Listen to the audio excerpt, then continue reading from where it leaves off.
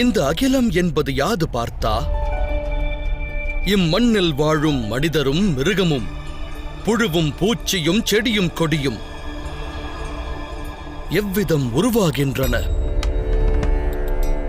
எதை ஆதாரமாய்க் கொண்டு இவை பிறக்கின்றன?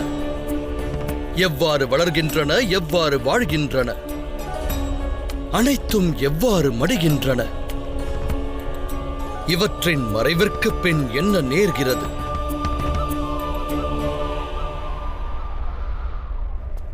அந்த ரகசியம் பற்றி அறிய முற்படு. மனிதனின் தேகம் மண்ணுக்கு சொந்தமானது மாதவா. ஜலமானது சரீரத்தில் ரத்தமாய் பாய்கிறது. வெப்பமே அக்னி, சுவாசமே வாயு. இந்த தேகத்தின் வெறுமை ஸ்தானமானது ஆகாயமாகின்றது. அதாவது நிலம், நீர், வாயு, அக்னி, அதோடு ஆகாயம்.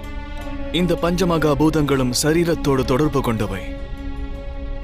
அந்த வகையில் கங்கை மைந்தரும் துரோணாச்சாரியரும் நிலம், நீர், வாயு, அக்னி, ஆகாயத்தை காட்டிலும் உயர்ந்தவர்கள் இல்லை. தர்மத்தின் ஞானியும் அதர்மம் புரிபவரும் பஞ்சபூதங்களோடு இணைந்தவர். பிறகு மோகம் கொள்ள காரணம் என்ன பார்த்தா? எடுத்துரைப்பாய். மாதவா, அனைவரும் ஒருவரை ஒருவர் அறிவது இந்த தேகத்தை கொண்டே. மண்ணுக்கு சொந்தமான தேகமே அனைத்திலும் முதன்மையானதா? இல்லை பார்த்தா. அந்த கூற்று சத்தியமானால் மரணத்திற்கு பிறகு ஏன் தேகம் அழிந்து விடுகின்றது?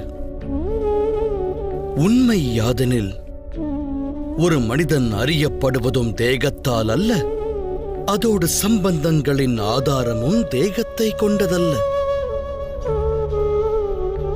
மனிதனுடைய சுபாவம், அவனுடைய நடத்தை, அவன் ஆற்றும் செயலே அவனது பரிச்சயம்.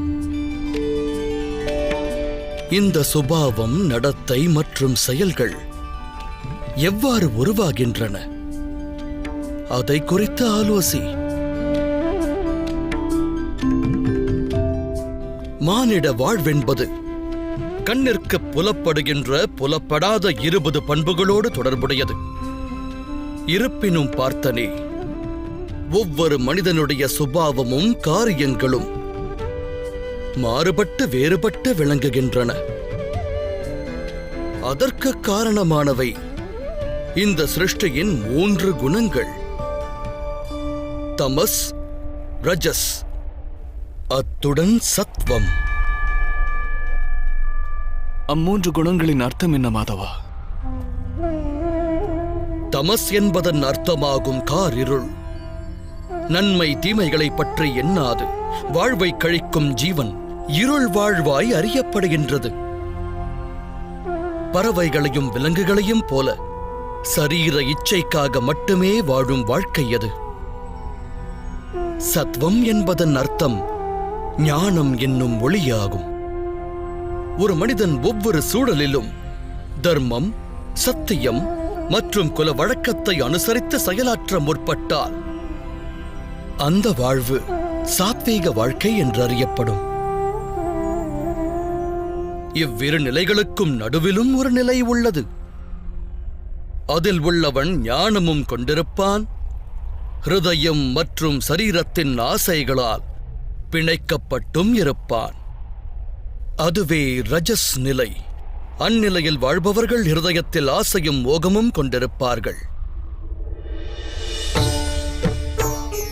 தமஸ், ரஜஸ் மற்றும் சத்வ குணங்களின் குறை நிறை நிலைகளோடு உருவாவதே மனிதனுடைய சுபாவமாகிறது பார்த்தா.